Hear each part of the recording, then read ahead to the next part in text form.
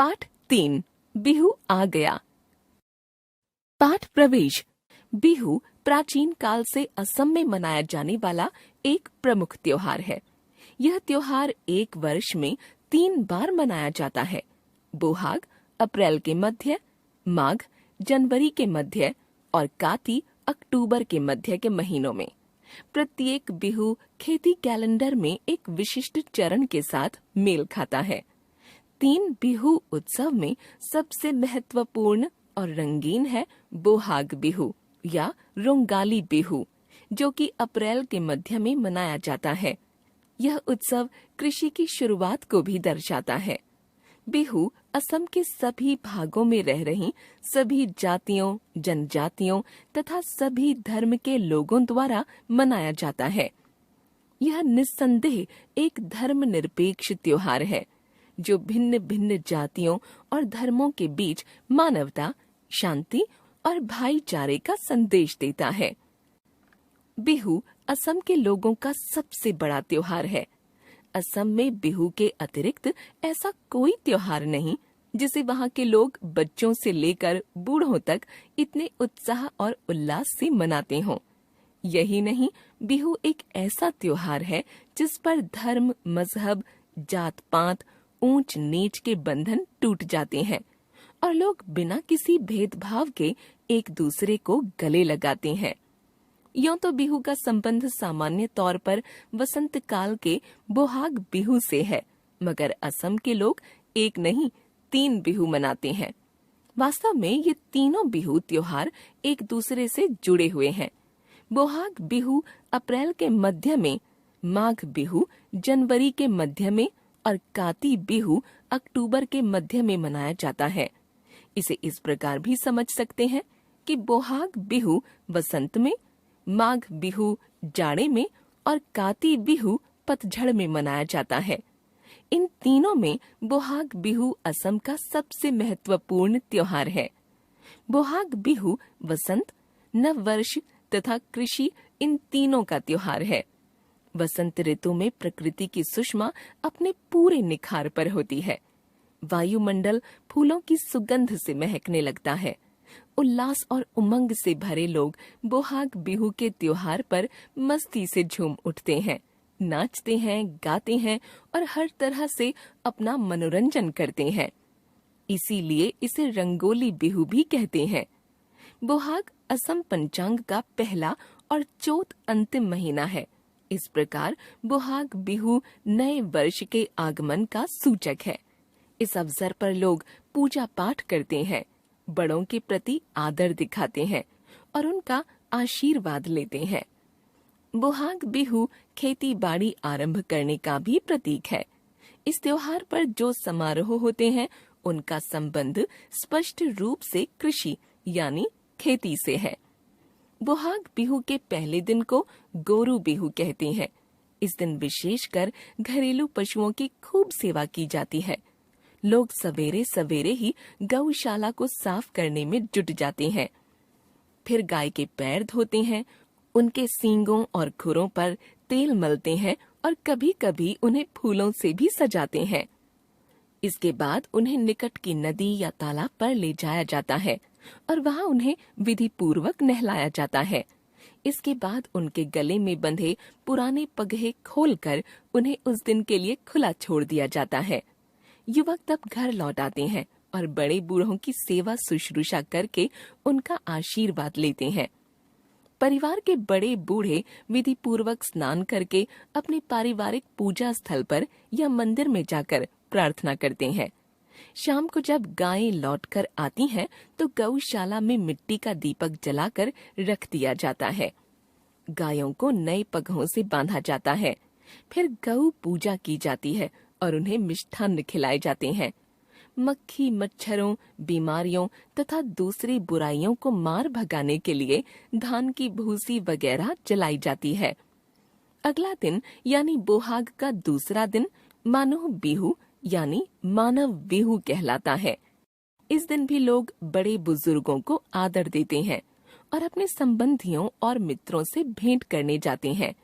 बिहू पर विशेष भोजन भी बनता है, जिसमें चिरा यानी चिवड़ा, दही तथा मिष्ठान्न सम्मिलित होते हैं। इस अवसर पर उपहार देने की प्रथा है, जिसे बिहुवान कहते हैं। आमतौर पर बिहुवान में अधिकतर गामोचा यानी गमछा दिया जाता है, जिसे स्त्रियां अपने घर की खड्डी पर अपने हाथों से बनाती हैं। यह स्नेह और आदर का प्रतीक है। हालांकि उपहार का चयन इस बात पर निर्भर करता है कि उपहार देने वाले का उपहार लेने वाले व्यक्ति के साथ क्या संबंध है। बच्चे तो विशेष रूप से इन उपहारों के लिए लालायित रहते हैं, जो उन्हें उनकी माँ, बड़ी बहनें, कुटुंब की बड़ी स्त्रियां या दूसरे शुभचिंतक देते हैं। बिहू के तीसरे दिन को अक्सर गुहाई बिहू कहते हैं। इस दिन धार्मिक अनुष्ठान किए जाते हैं। इसके पश्चात आने वाले दिनों में कोई विशेष समारोह नहीं होता, पर बिहू का 7वें दिन, जिसे हाथ बिहू कहते हैं, उसका अपना महत्व है। हाथ बिहू के दिन 7 किस्म की विभिन्न शाक सब्जियां पकाकर खाने का रिवाज है। इन्हें हाथ साक कहते हैं। खेलकूद भी बिहू के महत्वपूर्ण अंग हैं। एक विशेष प्रकार का खेल इस दिन खेला जाता है, जिसे कनी जुज कहते हैं। कनी का अर्थ है अंडा और जुज का अर्थ है लड़ाई। इस खेल में 2 आदमी भाग लेते हैं और एक दूसरे के हाथों में पकड़े अंडों पर वार करते हैं। स्त्रियां अक्सर कौड़ियों के खेलों तथा शतरंज से मिलते जुलते खेलों में हिस्सा लेना अधिक पसंद करती हैं। इसके अतिरिक्त घोप यानी गेंद का खेल तथा हाउ यानी कबड्डी जैसा खेल भी लोकप्रिय है। बच्चे न केवल बड़े चाव से इन खेलों को देखते हैं, बल्कि उत्साह पूर्वक इनमें भाग भी लेते हैं। बोहाग बिहू के अवसर पर लोग विशेष प्रकार के गीत गाते हैं और बिहू नृत्य करते हैं। इन बिहू गीतों में अधिकतर प्रेम और प्रणय की बातें होती हैं। ये लोक गीतों के सुंदर उदाहरण हैं। यूं तो बिहू त्योहार आरंभ में गांव के लोगों का खेती बाड़ी का उत्सव था, पर समय व्यतीत होने के साथ इसे मनाने की विधि में परिवर्तन हुए हैं। पिछले कुछ समय से विशेष रूप से शहरों और कस्बों में यह प्रवृत्ति देखने में आई है कि यहाँ भी अब बोहाग बिहू धूमधाम से मनाया जा रहा है। माघ बिहू फसलों की कटाई तथा उससे उपजे उल्लास का प्रतीक है।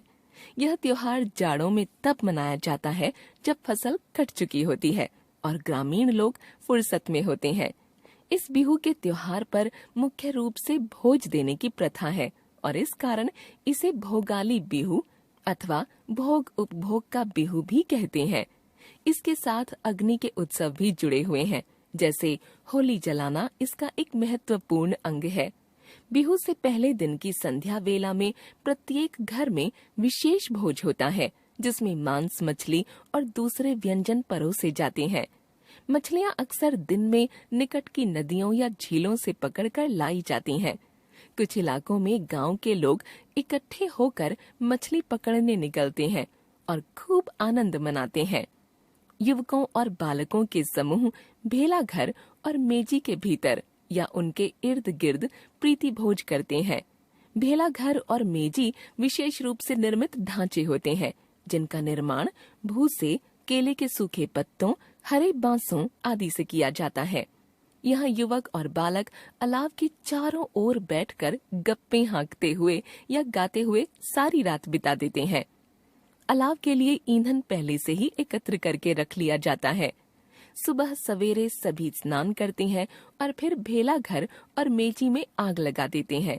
देखते ही देखते लपटें उठने लगती हैं और तड़तड़ की आवाज निकलती है, क्योंकि उनमें हरे बांस होते हैं। इस पर विशेष रूप से बच्चे उल्लसित होकर उछलने कूदने लगते हैं। इसके अतिरिक्त घरों में भी अलग से होली जलाई जाती है और अग्नि देवता की स्तुति करके अग्नि में खाद्य पदार्थों की आहुति दी जाती है।